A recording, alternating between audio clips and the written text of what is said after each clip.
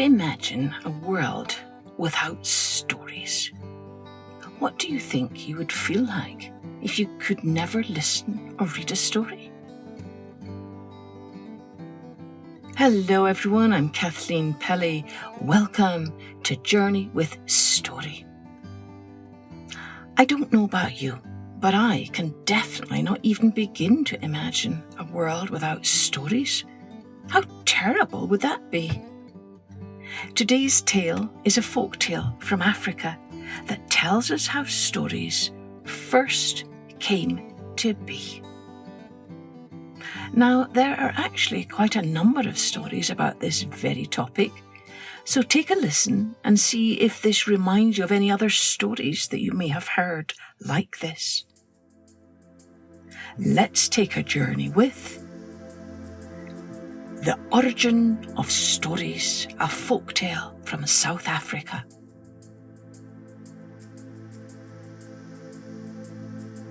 A man and his wife lived in a happy household near the sea. On a still day, they could hear the roar of waves as they pounded onto the sandy beach. And on a wind-swept day, they could see streaks of white foam riding the Indian Ocean like men on horseback. In summer, the man, his wife, and children walked along the beach in the late afternoon. The mother and her children looked for shells and watched ghost crabs retreat into their holes, while the man loved to watch seabirds, the terns as they dived into the water to catch fish, the plovers as they strutted along the shore, and the migrant gulls as they scavenged for food.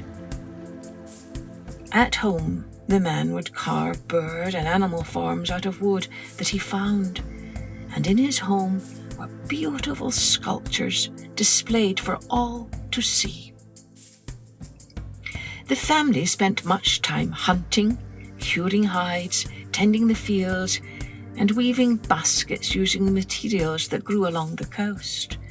At night, after their daily tasks, they rested around a fire under the stars. As they watched the fire dance before them, the children begged their mother to tell them stories. "Tell us stories," the children nagged. "We want stories." But the woman had no stories to tell her children. She couldn't even think of one.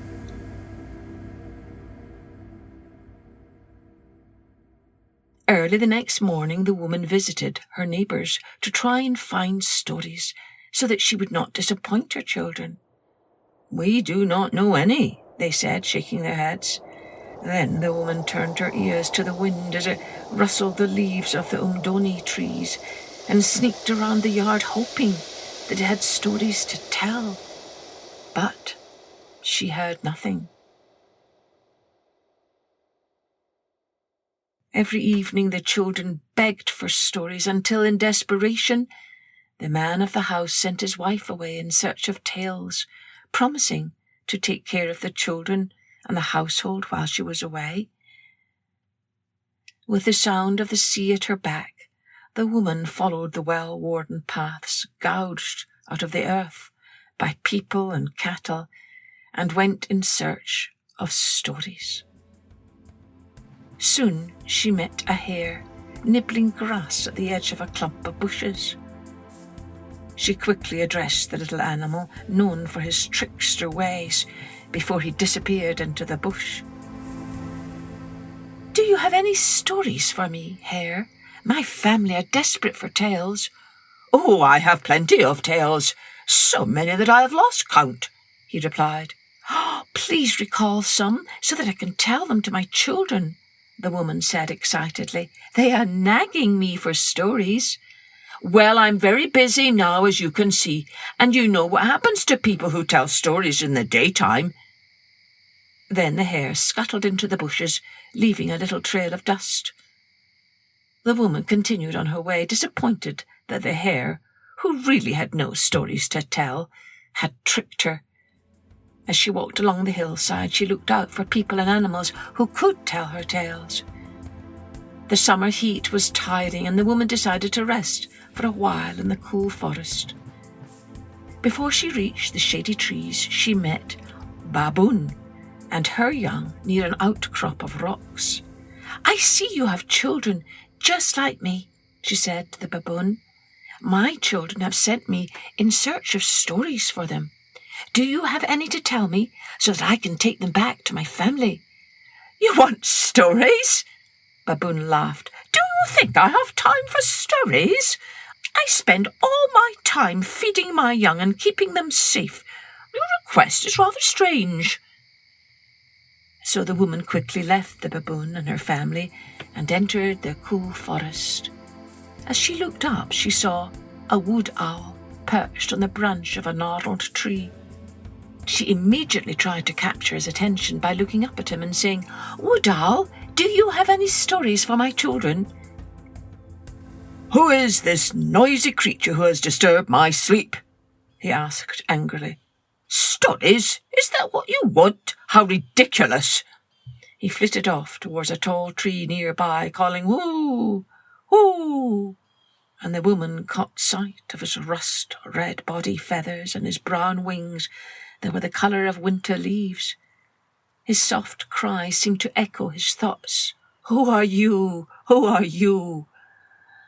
The woman was disappointed by the owl's response, but she sat down in the forest to rest, and she fell asleep. She dreamed of finding stories for her children, and when she awoke, she walked towards a clearing, where she saw an elephant breaking off the leafy branch of a tree with his agile trunk. "Elephant," she said, "do you have any stories for me? My people at home are desperate for stories." The elephant looked kindly at the woman and said, "I don't know any stories, but you should speak to the fish eagle. He sees far and wide when he flies in the sky, and I'm sure he would know where to find stories." Knowing that the fish eagle is found near water, the woman retraced her footsteps back towards the sea, quickening her pace. For days she scanned the skies, looking for Nkwazi, the fish eagle, and waited patiently to hear his distinctive cry. At last she saw the fish eagle circling high above the Tugela River. She ran towards him as he flew lower, and when he swooped down to catch a fish from the slow, flowing water, she shouted, "Fish eagle, Nkwazi!" At the sound of the woman's excited cry, the fish eagle took fright and dropped the fish that he had tightly clenched in his talons. Plop! It sounded as it hit the brown water, which was the colour of the bulrushes that grow in the marshes near the river. "I have lost my fish because of you," said the fish eagle. "What do you want?" "I have heard that you are the great bird of the sky and that you are wise," said the woman.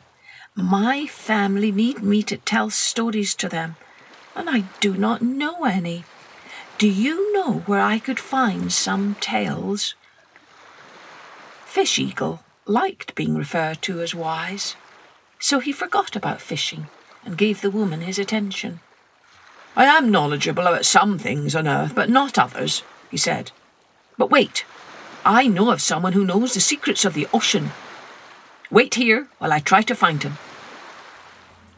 Sitting on the sand at the river mouth, watching the incoming tide creep closer towards her, the woman waited for the fish eagle's return. She moved back when the high tide swept up the beach and then receded, exposing the rocks and the ghost crabs that scuttled towards the waves or disappeared down their holes. At last the fish eagle returned with news.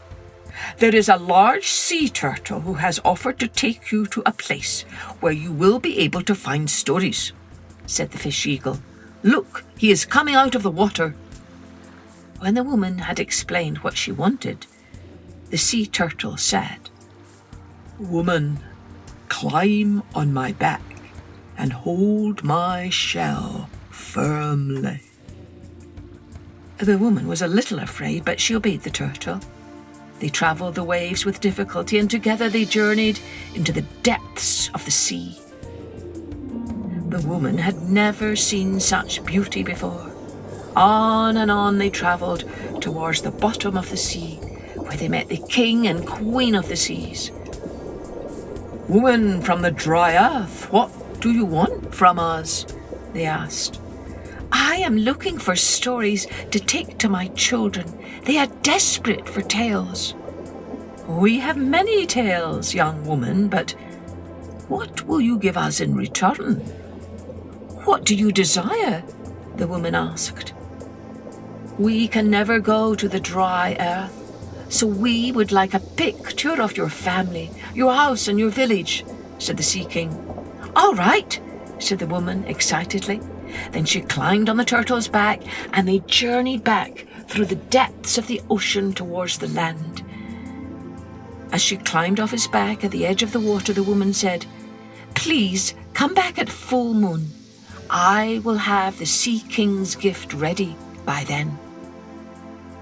Then the young woman ran up the hill towards her home and shared her experiences with her family, telling her husband about the picture. "I can carve a picture in exchange for stories," he said, going out to select suitable wood for his sculpture from tree stumps and old branches that were stored nearby. The woman was so excited that she spent many hours watching her husband sculpt, chipping away unwanted pieces until gradually the picture emerged. It was beautiful. When her neighbours heard about the sculpture, they all came to see the man carving, and they were very excited that their village was included as well. By the time the full moon rose in an autumn sky, the picture was complete. The man tied the picture to his wife's back as she climbed onto the back of the sea turtle. Down, down they travelled, past seaweed and shoals of fish, until they reached the king and queen. When the young woman presented the picture to them, they were overjoyed and complimented the woman on her husband's talents. As a token of thanks, they gave the woman a shell necklace to take to her husband. They said to her, "The gift of stories is given to you from us. It is for you and your people." Then they handed her a large shell, the most beautiful shell she had ever seen. "When you need a story, hold this shell against your ear and you will hear a story," they explained. Guarding the shell protectively, the woman climbed on the turtle's back and returned to the land. Her family and people from the village lit a fire on the beach to welcome her home. The young woman had hardly put her foot on the sand when the children shouted, "We want a story! Please tell us a tale!" So the woman lifted the shell to her ear, holding it with both hands. She listened as the sea surged behind her. Then she began her story. Once upon a time,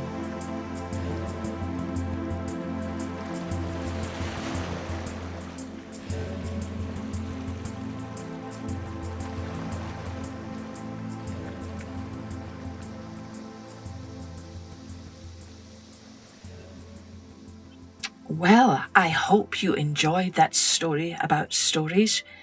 When I was a little girl, I loved holding a seashell up to my ear to listen to that whooshing sound like the lapping of waves. I bet some of you could write your own story about what kind of story you might hear from a seashell. Cheerio then, join me next time for Journey with Story.